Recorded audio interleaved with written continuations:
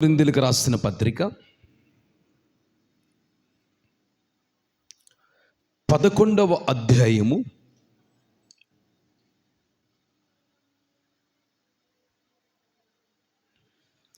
25వ వచనం నుంచి ప్రారంభించండి. ఆ ప్రకారమే భోజనమైన పిమ్మట ఆయన ఒక పాత్రను ఎత్తుకొని ఈ పాత్రలో ఉన్న రక్తమంతా క్రొత్త నిబంధనకు సాదృశ్యమై ఉంది, ఇది నా రక్తము, దీనిలోనికి మీరు పాత్రలోనిది నా రక్తము త్రాగినప్పుడల్లా నన్ను జ్ఞాపం చేసుకున్నట్టుకై దీనిని మీరు చేయండి అని చెప్పాను. ఇంకా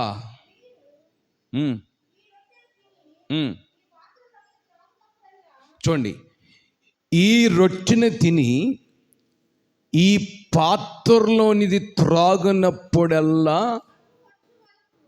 ప్రభు వచ్చు వరకు ఆయన మరణమును ప్రచురించుదురు.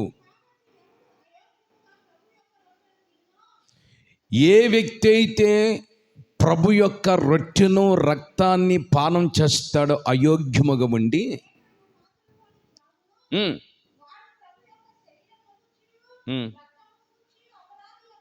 అపరాధి అంటే పాపం చేసిన వాడు అగును. చాలు.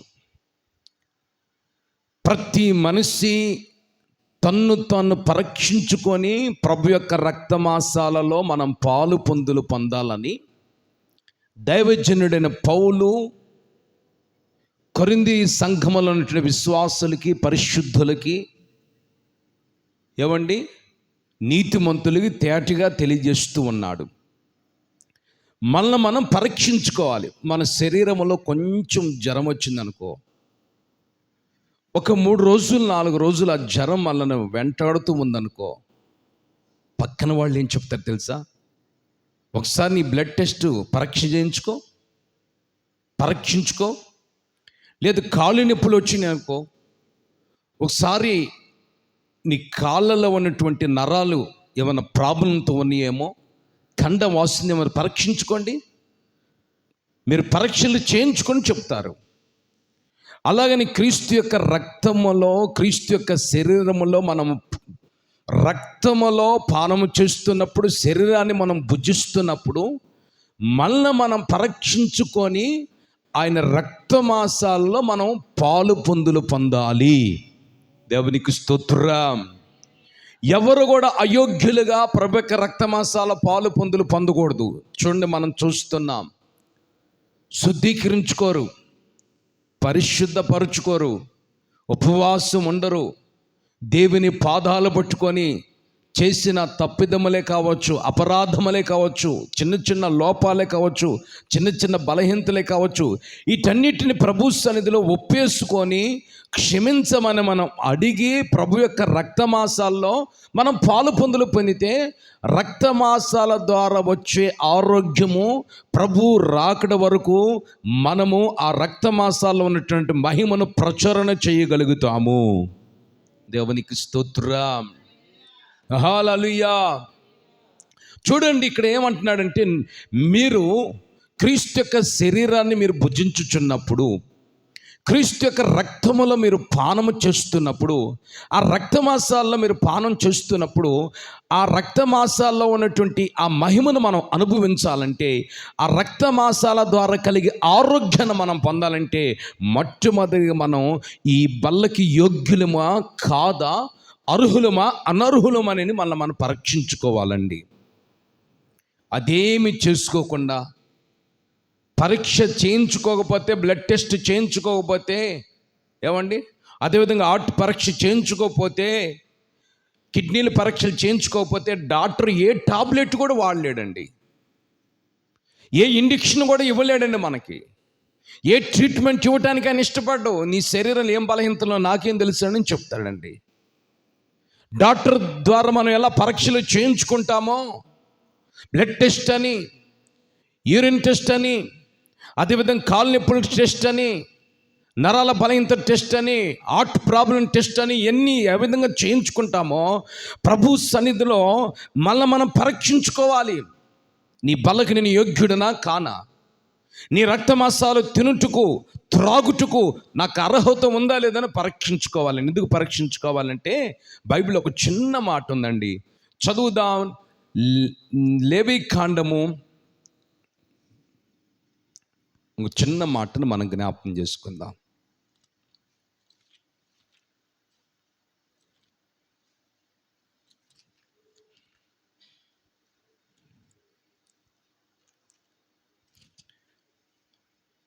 పదకొండవ అధ్యాయము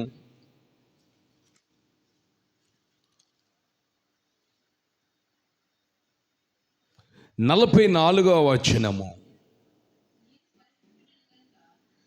నేను పరిశుద్ధుడను గనుక చాలండి. దేవుడు చెప్తున్న మాట ఏమిటంటే, నేను పరిశుద్ధుడను,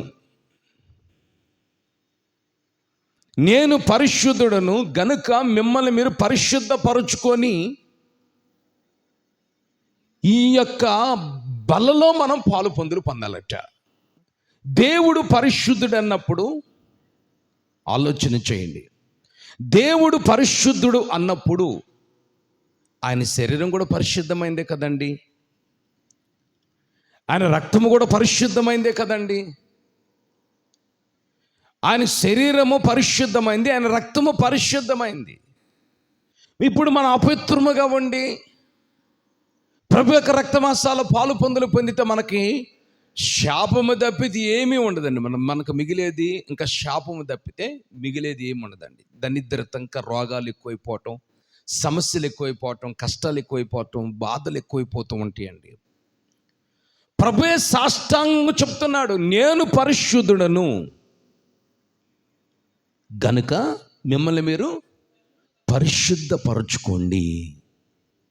ఈ రోజున మన దైవాంధన జీవితంలో మనం అంటాము, ఏం పరిశుద్ధపరచుకోవాలి ఇంకా అంటే మన నోటి మాటను పరిశుద్ధపరచుకోవాలి, మన ఆలోచనలు పరిశుద్ధపరచుకోవాలి, మన తలంపును పరిశుద్ధపరచుకోవాలి,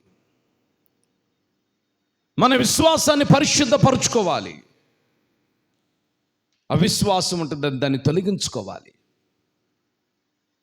అనాలోచన ఉంటే దాన్ని తొలగించుకోవాలి. దేవుడు పరిశుద్ధుడు కాబట్టి మిమ్మల్ని మీరు పరిశుద్ధపరచుకోమని దేవుని లేఖనం సెలవిస్తుంది. కాబట్టి ప్రభు యొక్క రక్తమాంసాల్లో నువ్వైనా నేనైనా పాలు పొందుకొనుపే ఈ రక్తమాంసాల్లో నేను పాలు పొందుటకు యోగ్యుడినా కాదా, అర్హుడినా అనర్హుడిని అనేది మనం పరీక్షించుకోవాలి. ఆమెన్. ఎందుకంటే మానవునికి పుట్టిన మనం దేవుడు మనల్ని కట్టెతో తయారు చేయలేదు, ప్లాస్టిక్ డబ్బాతో దేవుడు మనం తయారు చేయలేదు, ఇత్తడితో దేవుడు మనం తయారు చేయలేదు, ఇనుముతో దేవుడు మనం తయారు చేయలేదు. నేల మట్టితో ప్రభు మనలను తయారు చేశాడు. ఈ నేల మట్టికున్న స్వభావం ఏమిటంటే వర్షం పడితే జిగురు అయిపోద్ది, ఎండొస్తే ఈ నేల మట్టి ఎండిపోద్ది. అలాంటి గుణములు కలిగినటువంటి స్వభావంతో కూడినటువంటి ఈ శరీరం అండి. గనుక ఈ శరీరాన్ని దేవుడు కోరుకుంటున్నాడు, ఈ శరీరంలో ఉంటుండే మనస్సును ప్రభువు కోరుకున్నాడు, శరీరాన్ని కూడా దేవుడు కోరుకున్నాడు. మన శరీరము కూడా పరిశుద్ధముగా ఉండాలి, మన హృదయం కూడా పరిశుద్ధంగా ఉండాలి. మనం బాగా గమనించి చూస్తే ఇప్పుడు ట్రైన్ డ్రైవింగ్ చేస్తున్నాడు అనుకో పైలట్, లేదా కారు డ్రైవింగ్ మనం చేస్తున్నాం అనుకో, లోపలుండి మనం ఏం చేస్తాం ఏమండి, లోపల నుండి అద్దాల మీదకు చూపు చూస్తాం. దేవునికి స్తోత్రం. ఈ అద్దాల మీదకు చూపు చూసినప్పుడు లోపల మన కంటికి ఏదన్నా బలహీనత ఉందనుకో, అద్దంలో కూడా అదే బలహీనత కనిపిస్తుంది. అలాగనే మన హృదయం, మన మనస్సు సరిగా లేదనుకో, మన చూపే కావచ్చు, మన ఆలోచనలే కావచ్చు, మన తలంపులే కావచ్చు, ఇవి కూడా అపవిత్రముగా కనిపిస్తాయండి. గనుక దేవుని వాక్యము సెలవిస్తుంది, నేను పరిశుద్ధుడను, నా పరిశుద్ధమైన శరీరాన్ని మీరు భుజించుచున్నప్పుడు, నా పరిశుద్ధమైన రక్తాన్ని మీరు పానము చేస్తున్నప్పుడు, మీరు కొంచెం మిమ్మల్ని మీరు పరీక్షించుకొని పరిశీలన చేసుకొని నా రక్తమాసాలు మీరు పాలు పొందండి అని లేఖనము ద్వారా ఈ రోజున పరిశుద్ధాత్మ దేవుడు బోధిస్తూ ఉన్నారు. దేవునికి స్తోత్రం. చేతులపై గట్టిగా చెప్తాం హల్లెలూయా. పరిశుద్ధత ఒక వ్యక్తిలో దేవుడు కోరుకుంటాడండి. ఒక వ్యక్తిలో దేవుడు ఏది కోరుకుంటాడంటే పరిశుద్ధతను కోరుకుంటాడు. వీళ్ళు పరిశుద్ధముగా ఉన్నారా లేదా, పరిశుద్ధమైన భక్తి చేస్తున్నారా లేదా, పరిశుద్ధముగా నా ఆదివారపు ఆరాధన ఆచరిస్తున్నారా లేదా, పరిశుద్ధముగా నా బలలో పాలు పొందుతున్నారా, ఈ బలకు యోగ్యుల అర్హులు అనేది ముందుగానే ప్రభు రాసి ఉంచాడు. అందుకే చెప్తున్నాడండి, దేవుడు ముందుగానే మనకి హెచ్చరిక చేస్తున్నాడు. దేవుడు ఏది కూడా చెప్పకుండా మన మీదకి ఏ కీడు ఏ మేలు ప్రభు తీసుకొని రాడండి. చెప్పే ప్రభు చేస్తాడు. అక్కడ దైవజనుడు పౌలు ద్వారా ఏం చెప్పాడు, మిమ్మల్ని మీరు పరిశుద్ధపరుచుకొని ఆయన శరీరమును తినుచున్నప్పుడు, ఆయన రక్తాన్ని పానము చేస్తున్నప్పుడు మీరు యోగ్యులా కాదనేది పరీక్షించుకోండి. ఆమేన్. అప్పుడు నువ్వు ప్రభు యొక్క రక్తమాసాల్లో పాలు పొందినప్పుడు నువ్వు యోగ్యత ఉందో లేదో నీకు అర్థమైపోద్ది. ఎందుకంటే ప్రతి వారికి ఏమి ఉన్నా ఏమి లేకపోయినా మనస్సాక్షి అనేది ప్రతి వారికి ఉంటుందండి. ఏమి ఉన్నా లేకపోయినా మనస్సాక్షి అనేది ప్రతి వారికి ఉంటుంది. ఆ మనస్సాక్షి వాత వేయబడిన మనస్సాక్షి కొంతమందికి ఉంటుంది, కొంతమందికి వాత వేయబడిన మనస్సాక్షి ఉంటుంది. మనస్సాక్షి ప్రతి వ్యక్తికి ఉంటుంది. దొంగ అనేటువంటి వ్యక్తికి కూడా మనస్సాక్షి ఉంటుంది. త్రాగుబోతు అనేటువంటి వ్యక్తికి కూడా మనస్సాక్షి ఉంటుంది. విశ్వాసి అనేటువంటి వ్యక్తికి ఇంకెంత మంచి సాక్షి ఉండాలో ఒకసారి ఆలోచించండి. గనుక మనస్సాక్షి మనల్ని గద్దిస్తూ ఉంటుంది. నువ్వు అపవిత్రంగా ఉన్నావు కదా, బల్ల ఎలా తీసుకుంటున్నావు. కొంతమంది మనస్సాక్షి వాత వేయబడింది కాబట్టి వాళ్ళకి డైరెక్ట్గా లెక్క చేయరు. ఏది లెక్క చేయరాళ్ళు. ఆయన శరీరాన్ని తినేటప్పుడు లెక్క చేయరు, ఆయన రక్తంలో పానం చేసేటప్పుడు లెక్క చేయరు. ఎలా ఉండి అలా ఉండి ఆ బలలో పాలు పొంది లేనిపోయిన ఉగ్రతకు గురైపోయి లేనిపోయినటువంటి కీడుని తెచ్చుకొని లేనిపోయిన సమస్యలు తెచ్చుకొని వాళ్ళ కష్టాల నష్టాల్లో పడిపోతూ ఉంటారండి. అయితే ప్రభు వాక్యము సెలవిస్తుంది. మొదటి శుద్ధీకరణ కోడికలో ఏమని సెలవిస్తుంది తెలుసండి, యెహోవా పరిశుద్ధుడు, మిమ్మల్ని మీరు పరిశుద్ధపరుచుకోండి. ఆమెను చెప్పు గట్టిగా, పెద్దగా చెప్పు. మన నాలుకను పరిశుద్ధపరచుకోవాలి, మన ఆలోచన పరిశుద్ధపరచుకోవాలి, మన పెదాలను పరిశుద్ధపరచుకోవాలి, మన చెవులను పరిశుద్ధపరచుకోవాలి, మన పాదాలను పరిశుద్ధపరచుకోవాలి, మన అంతరంగాన్ని పరిశుద్ధపరచుకోవాలి, మన యొక్క నడకను పరిశుద్ధపరచుకోవాలి. దేవుడు ఒక అద్భుతం చేయాలని ప్రతి వాళ్ళు ఆశపడతారండి. మాకు ఒక అద్భుతం ప్రభు జరిగించాలి, అద్భుతమైనటువంటి కార్యాలు మేము అనుభవించాలి, నా జీవితంలో ఒక మేలు ప్రభు చేయాలని ప్రతి ఒక్కరు ఆశపడతారు. ఇజ్రాయెల్ ప్రజలతో కూడా ప్రభు చెప్తున్న మాట ఏమిటంటే, రేపు మీ జీవితంలో ఒక అద్భుతము జరగాలంటే మిమ్మల్ని మీరు ఏం చేసుకోవాలి, పరిశుద్ధపరచుకోండి. యెహోషువ గ్రంథం చూడండి,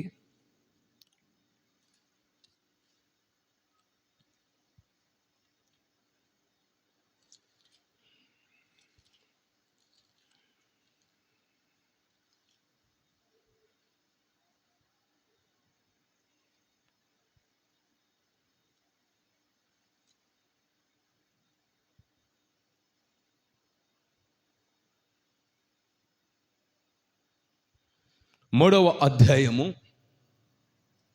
5వ వచనము.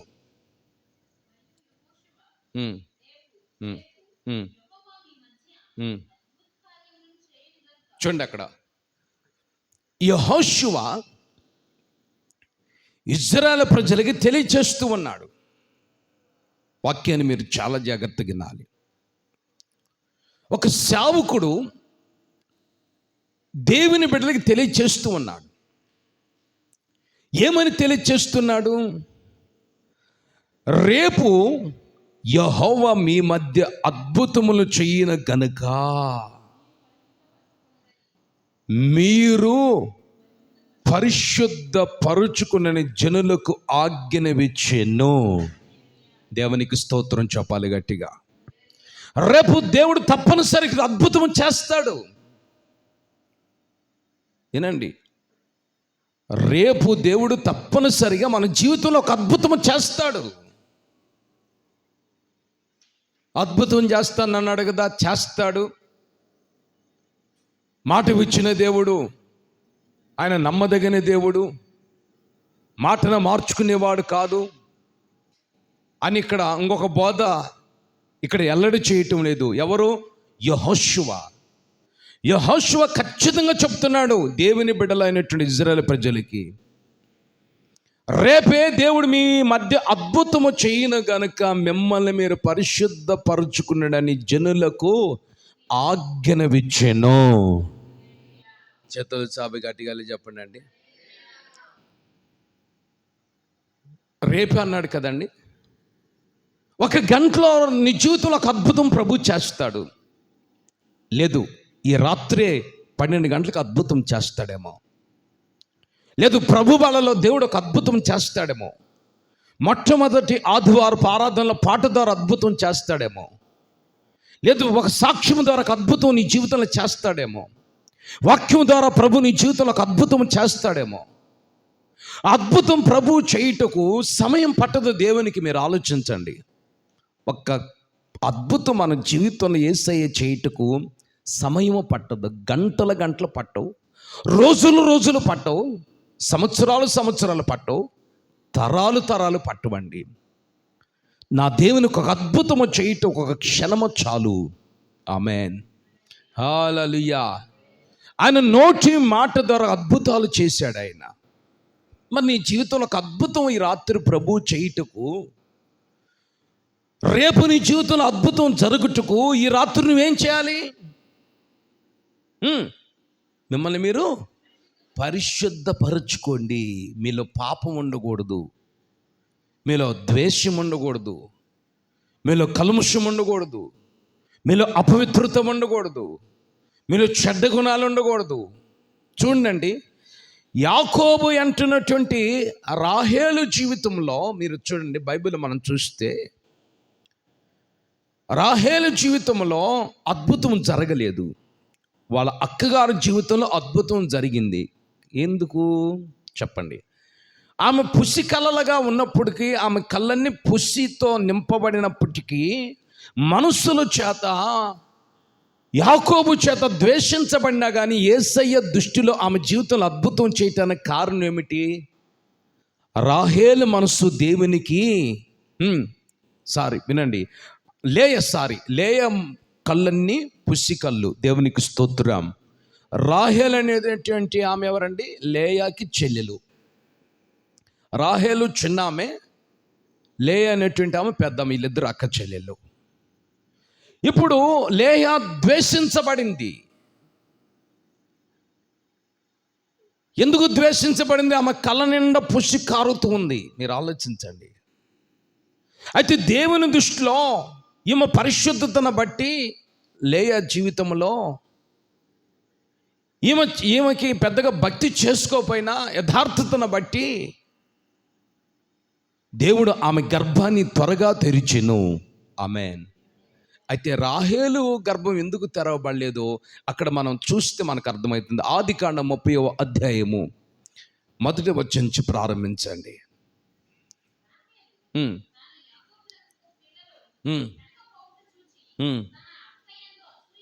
అది రాహేలులో ఉన్నటువంటి స్వభావం అసూయ. ఇతరులను చూసి కొంతమంది అసూయ పడతారండి. ఈ రోజున అలాంటి వాళ్ళు లేరనుకుంటున్నారండి. ఎంతోమంది మన కళ్ళ ముందు కనిపిస్తారు. అమ్మో, ఆమె నిన్నగాక మొన్న వచ్చి అన్నీ ఆమెకి పొందుకుందండి. నేను ఎంతో కాలం నుంచి భక్తి చేస్తున్నాను, ఎంతో ప్రార్థన చేసుకున్నా కానీ నాకేమీ కలగలేదని పొందుకున్నట్ల వ్యక్తుల మీద అసూయపడే స్వభావాలు. ఆమె నిన్నగాక మనం వచ్చి ఇల్లు కట్టుకుందండి. నేను 20 సంవత్సరాలు దేవుని నమ్ముకుని ఇల్లు కూడా కట్టుకోలేకపోతున్నానని ఆ ఇల్లు కట్టుకున్న ఆమె మీద అసూయ. మాకు రాని జాబ్ ఆమెకు వచ్చిందండి. అసూయ. అసూయ అనేటువంటి స్వభావం ఎవరిలో ఉందండి? రాహేలులో ఖచ్చితంగా ఉందండి. ఇక్కడ ఆమె చెప్తుంది, బైబిల్ చెప్తుంది, ఆమెకు పిల్లల కనకపోవటం ద్వారా వాళ్ళ అక్క యందు అసూయ పడెను. దేవునికి స్తోత్రం. అసూయ అనే జబ్బు ఇది ప్రమాదకరమైన వ్యాధి. సైంటిస్ట్ ప్రకారం మనం చూస్తే ఇది ప్రమాదకరమైనటువంటి వ్యాధి. ఇది మత్సరము. అందుకని సామెతల గ్రంథములో మత్సరము ఎముకలకును కుళ్ళట. దేవునికి స్తోత్రం. చూడండి, రాహేలులో అసూయ స్వభావం అన్నది. మరి ఈ రోజున మన దైవానంద జీవితంలో దేవుడు ఒక అద్భుతము రేపే మన జీవితంలో ప్రభు చేయాలని కోరుకున్నప్పుడు ఆయన అద్భుతం మనం అనుభవించుటకు మనల్ని ఏమాత్రము కూడా మనం పరిశుద్ధపరచుకోమనే లేఖనము సెలవిస్తుండగా యెహోషువ ఆజ్ఞాపించి ఉన్నప్పుడు మన జీవితంలో కూడా దేవుడు ఆజ్ఞాపిస్తున్నాడు. మనలో అసూయ అనేటువంటి ఆ యొక్క సాతానుకు సంబంధించిన ప్రమాదకరమైనటువంటి వ్యాధిని నీలోంచి నాలోంచి దూరపరచుకోవాలి. ఆమేన్. హల్లెలూయా. దేవునికి స్తోత్రం. మనం పరిశుద్ధపరచుకోవాలి.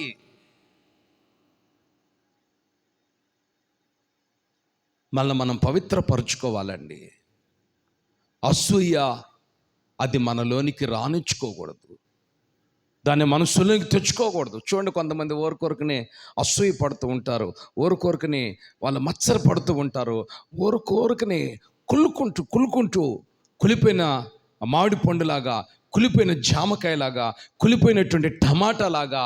ఏమండి, కొంచెమే కుళ్ళిపోతుంది టమాటా, ఆ టమాటా మొత్తం కుళ్ళుడు వాసన వస్తూ ఉంటుందండి. అది ప్రమాదకరమైన జబ్బు అసూయ అనేది. అది నీలో నాలో ఉండకూడదు. ప్రభు యొక్క రక్తమాసాల పాలు పొందుచున్నప్పుడు ప్రభు బల్లకి యోగ్యులమా అనర్హులమా, లేకపోతే మనం నీతిమంతులమా లేకపోతే అవినీతిమంతులుగా జీవిస్తున్నామా అనేది పరీక్షించుకోవాలి. ఎలా పడితే అలా మనం ప్రభు బలలో పాలు పొంది దేవుని యొక్క కృపకు దూరం అయిపోతూ దేవుని యొక్క శాపాన్ని కొని తెచ్చిపెట్టుకున్న వాళ్ళు ఎంతోమంది ఉన్నారండి. దేవుని రక్తము దేవుని శరీరం అని గ్రహించక, ఆయన శరీరము పరిశుద్ధమైనది, ఆయన రక్తము పవిత్రమైనది. అందుకనే ఉంది కదండి, మొదటి యోహాను రాసిన పత్రికలో యేసయ్య రక్తము ప్రతి పాపములను కడిగి పవిత్రపరచును. ఆమేన్. చూడండి, ఆ మాట కూడా మొదటి యోహాను రాసిన పత్రిక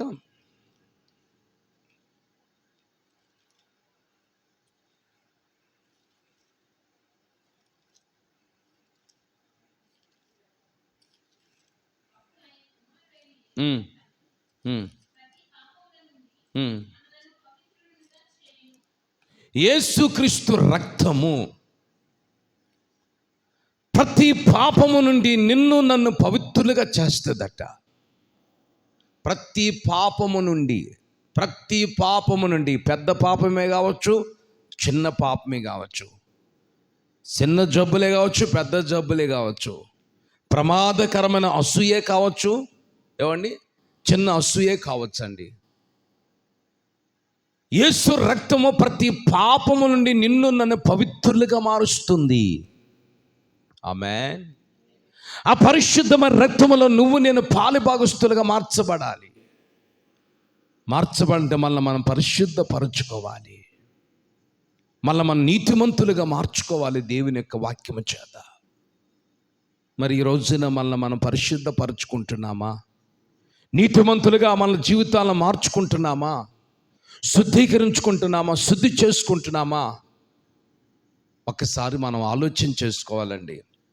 ఎందుకంటే బైబిల్ వాక్యం చెప్తుంది, నేను పరిశుద్ధుడను గనుక మిమ్మల్ని మీరు పరిశుద్ధపరచుకోండి. హల్లెలూయా. దేవుడు పరిశుద్ధుడు కాబట్టి మనం పరిశుద్ధపరచుకుంటూ ఇష్టపడుతున్నామా? అసూయ అనేటువంటి ఈ భయంకరమైనటువంటి ప్రమాదకరమైనటువంటి వ్యాధి ఒక మనిషిని చంపేసింది. దేవునికి స్తోత్ర. సొంత అన్నని ఏం చేసిందండి, సొంత తమ్ముడిని ఈ అసూయ అనే ప్రమాదకరమైనటువంటి జబ్బు అన్న తమ్ముడిని చంపేసేటట్లు చేసిందండి. అసూయ అనేటువంటి ఈ భయంకరమైనటువంటి వ్యాధిది. గనుక ఈ రోజున నిన్ను నువ్వు పరిశుద్ధపరుచుకుంటున్నావా? పరిశుద్ధపరుచుకొని నువ్వు బలలో పాలు పొందుతున్నావా? లేక పరిశుద్ధపరుచుకోకుండా ఆ రక్త మాసాలలో పాలు పొందుతున్నావా? లేకపోతే నిజమైన ప్రభువా, నాలో ఆ రాహేలులో ఉన్నటువంటి అసూయ అనేటువంటి ప్రమాదకరమైన జబ్బు ఉందయ్యా, దాన్ని తొలగించయ్యా, నన్ను పవిత్రపరచయ్యా. పక్కనో లేదని తెచ్చుకున్నారనుకో, ఈ విశ్వాసి ఆనందించి సప్పలు కొట్టి ప్రభువును మహింపరచాలి. అట్లా మహింపరచరండి కొంతమంది. వాళ్ళకి అది తెచ్చుకున్నారా, మనం తెచ్చుకోలేకపోతామని వాళ్ళు అసూయ పడేటువంటి స్వభావాలండి. నేను ఈ మధ్య ఆశ్చర్యంగా కార్ డ్రైవింగ్ చేస్తున్నప్పుడు ఒక కొత్త ఆటో అండి, ఆటో వెనక ఒక చక్కటి మాటని రాశారండి. వాళ్ళు చక్కగా ప్రింట్ చేయించుకున్నారు. ఏమని ఆ మాట ఉందంటే, ఒరే బాబుల్లారా, నిజంగా ఆటో వెనక రాసుకున్న మాట, ఒరే బాబుల్లారా, నేను అప్పు చేసి కొన్నాను, నా మీద మీరు ఏడవద్దురని రాశారండి. అప్పుడు నాకు అర్థమైంది, అప్పు చేసి కొన్నాము అని చెప్పిన కొంతమంది ఏడుస్తారు. ఆమేన్, హల్లెలూయా. అందుకని ఏం చేశాడు, తెలియకల్లా మహానుభావుడు అనుకుంటా, నేను అప్పు చేసి ఆటోను కొన్నాను, నా మీద మీరు ఏడవద్దు, మీ ఏడుపులే నాకు దీవెనకరం అన్నాడు. అసూయ. ఈరోజున మన దైవందన జీవితంలో మనల్ని పరిశుద్ధపరుచుకొని మనం పవిత్రపరుచుకోవాలి. పరిశుద్ధత లేకుండా నువ్వు ప్రభు యొక్క బలలో పాలు పొందగాకు. పొందితే దేవుని కోపం మన మీద దిగి వస్తుంది. దేవుని కోపం దిగి వచ్చినటువంటి ఉజ్జియా ఏమయ్యాడండి చూడండి, అక్కడ చదువుదాం, చేతుల పైకి గట్టిగా చెప్దాం. హల్లెలూయా.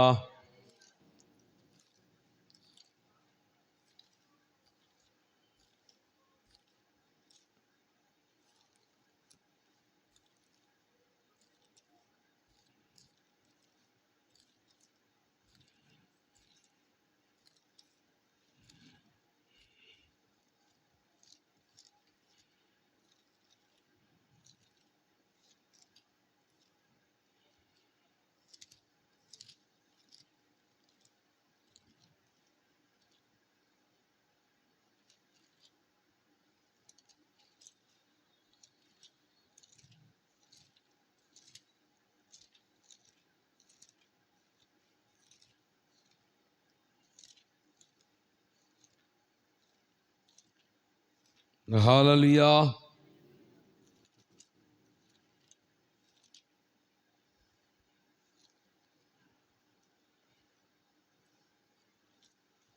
దేవుని కోపం దిగి వస్తే ఏం జరిగిందో చూడండి.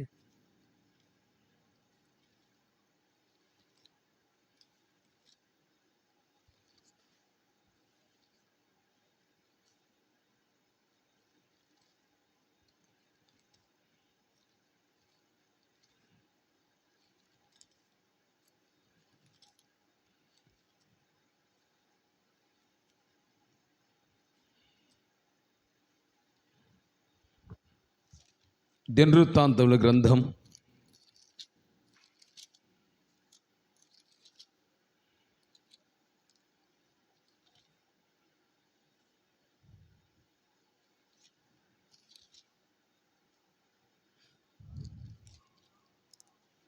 13వ అధ్యాయం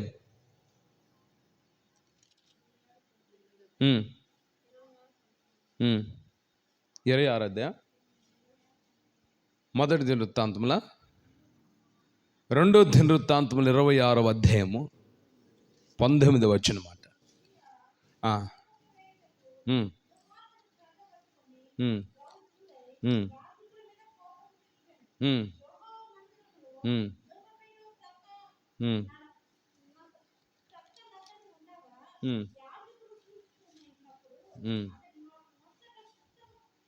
దేవునికి స్తోత్రం.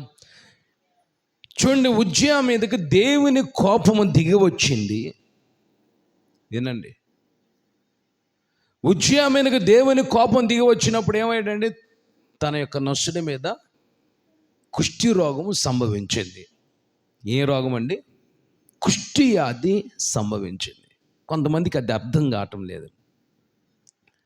అర్థము కాని భక్తి చేస్తున్నారు, అర్థము కాని ప్రభు బల్లలో పాలు పొందుతున్నారు.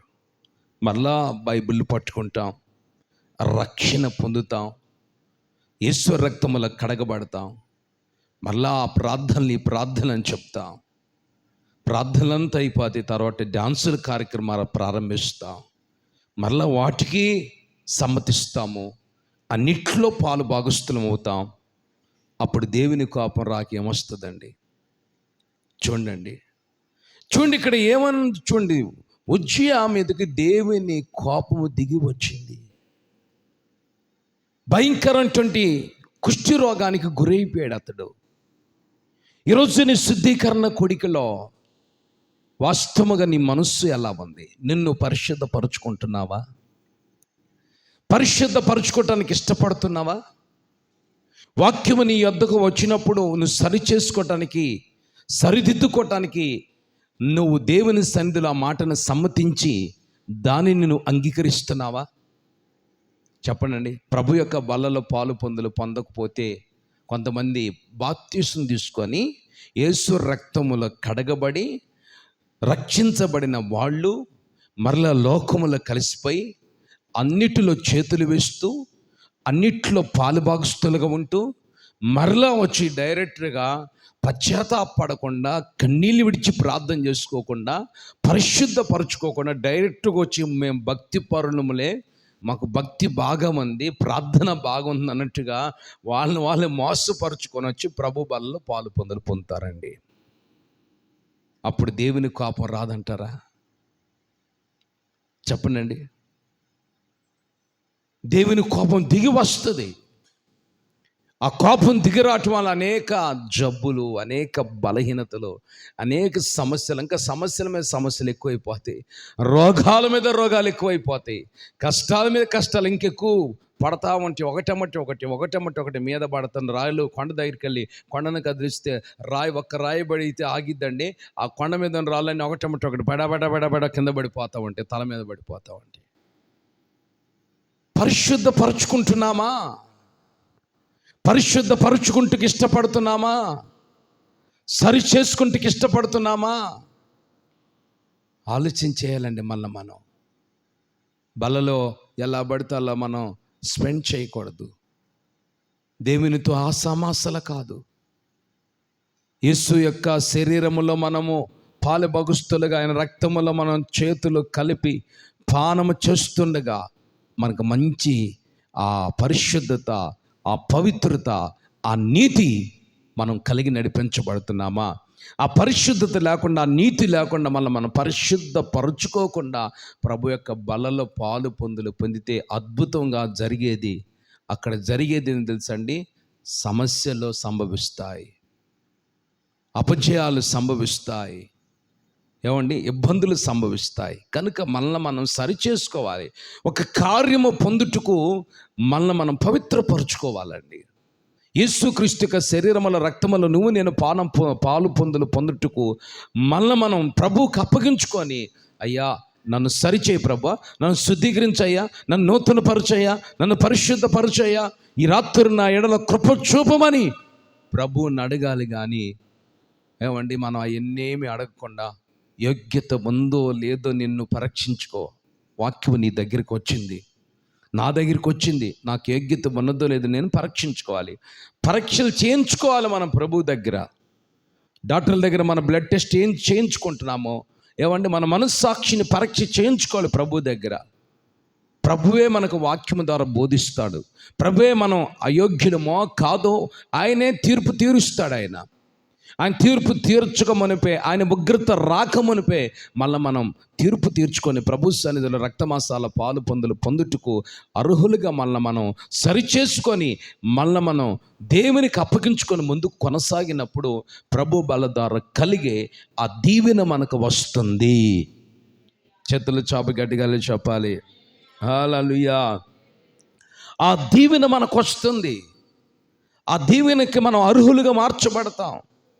ఏమీ లేకుండా ఏమండి బల్లలోకి వచ్చి మనం పాలు పొందులు పొందితే పడిపోవటం తప్పితే నుంచునేది ఏముండదక్క.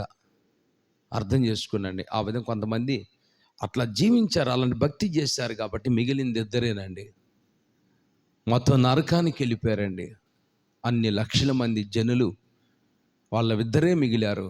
యథార్థంగా భక్తి చేసిన వాళ్ళు పరీక్షించుకున్నారు, పరిశోధించుకున్నారు, దేవుని అడుగుజాడలు నడిపించబడ్డారు. యెహోషువ, కాలేబు. దేవునికి స్తోత్రం. మిగిలింది మొత్తం గాలి వాన కొట్టుకొని పోయినట్టు కొట్టుకొని పోయారండి. ఆకులు రాలిపోయినట్టు రాలిపోయారండి. మనకు ఒక ఉదాహరణ ఉంది. ఇజ్రాయేల్ ప్రజల పరిస్థితిని ఉదాహరణగా ప్రభు మనకు చూపిస్తున్నాడండి. మరి ఇప్పుడు మనం ఎలా ఉన్నాం? అన్ని ఉదాహరణలు చూసినా, అన్ని దేవుని వాక్యాలు మనం గమనించినా మనం సరి చేసుకోవటానికి ఇష్టపడాలి. పరిశుద్ధపరుచుకొని నువ్వైనా నేనైనా బల్లలో పాలు పొందులు పొందాలి. అదుగు ఆమెలో అసూయ అనేటువంటి ఆత్మ ఉంది. రాహేలులో ఆమెన్. అసూయ అనే ఆత్మ ప్రమాదకరమైంది. లేయా కంటే రాహేలు ముందు చనిపోయింది. ఆమెన్. చేతులు చాపు గట్టిగా చెప్పు. అసూయ లేనటువంటి లేయా రాహేలు కంటే ఎక్కువ కాలం బ్రతికింది. ఆయుష్ని చంపేసుకుంది. ఆయుష్ ఆమెకి దేవుడు పొడిగించాడు. చూపులకి ఆమె అసహ్యంగానే ఉండొచ్చు, చూపులకి జబ్బు కలదై ఉండొచ్చు, చూపులకి నిషేధించబడిందై ఉండొచ్చు, కానీ నా ప్రభు దృష్టిలో ఆమె మనస్సు యేసయ్యకి నచ్చింది. దేవునికి స్తోత్రం. గనుక అసూయ పడినటువంటి కయ్యూను తమ్మును చంపి దేశదిమ్మరైపోయాడు. చూశారండి, అసూయ. వాడు అర్పణ దేవుడు అంగీకరించాడు, నా అర్పణ దేవుడు అంగీకరించలేదని ఏమండి తమ్ముడి మీద పడి ఒక్కసారిగా అతని మీద పడి చంపేసేసాడండి. కయ్యూన్లో అసూయ ఆత్మ, తట్టుకోలేని ఆత్మ, మచ్చరపడే ఆత్మ, కుళ్ళుకునే ఆత్మ. ఆత్మ ఉన్నంత కాలం ఏ వ్యక్తి కూడా బైబిల్లో బాగుపడలేదండి. చూశారండి, బాగుపడ్డా? అసూయైన ప్రమాదకరమైన ఆత్మచేత నింపబడిన కయ్యూను ఏమి సాధించాడు? ఏమి సాధించలేకపోయాడు. దేశదిమ్మరైపోయాడు. ఉపయోగం లేని వ్యక్తిగా మార్చబడ్డాడు. దేశదిమ్మరి అంటే ఒక స్థలంలో ఉండడండి. ఆ ఊరు వెళ్తాడు, అక్కడ 4 రోజులు ఉంటాడు, మైండ్ తిరిగిపోయి మళ్ళీ అక్కడ ఇంకొక 10 రోజులు ఉంటాడు. ఆ దేశం అంతా తిరుగుతూ ఉంటాడు. స్థిర నివాసం అంటూ ఉండదు, స్థిరమైన ఆశీర్వాదం ఉండదు, స్థిరమైన దీవెన అంటూ ఉండదు, స్థిరమైనటువంటి కృప ఉండదు, స్థిరమైన మందిరం ఉండదు, స్థిరమైన సహవాసం ఉండదండి. చివరికి దేశదిమ్మరైపోయి అతడు ద్వేషించబడ్డాడు. అతని ద్వారా కుటుంబం వ్యవస్థ అంతా పాడైపోయిందండి. గనుక అసూయ అనేటువంటి ఆత్మ ప్రమాదకరమైంది. దాన్ని మేము విడిచిపెడదాం. ఒక వ్యక్తికి ఏదైనా చిన్న జాబ్ ఇచ్చాడు, సంతోషిద్దాం, స్తోత్రం అని చెప్దాం. లేదా ఒక వ్యక్తిని దేవుడు కనపరిచాడు అనుకో, ఆ వ్యక్తిని ప్రభు దాన్ని నిలబెట్టుకునే కృప దయచేయమని ప్రార్థన చేద్దాం. అసూయ అనే ఆత్మ మనలో ఉండకూడదండి.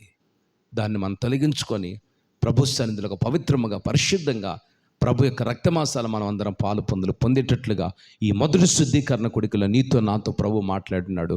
ఈ చిన్న మాటలు మనందరి వినికిల్లో జీవింపజేసి స్థిరపరిచి నెరవేర్చను గాక. ఆమేన్. ప్రభు మనందరితో మాట్లాడిన దేవునికి స్తోత్రం ఎంచుదాం.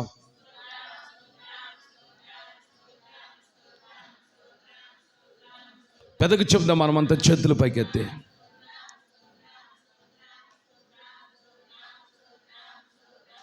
చేతులు పెద్దగా చెప్దాం.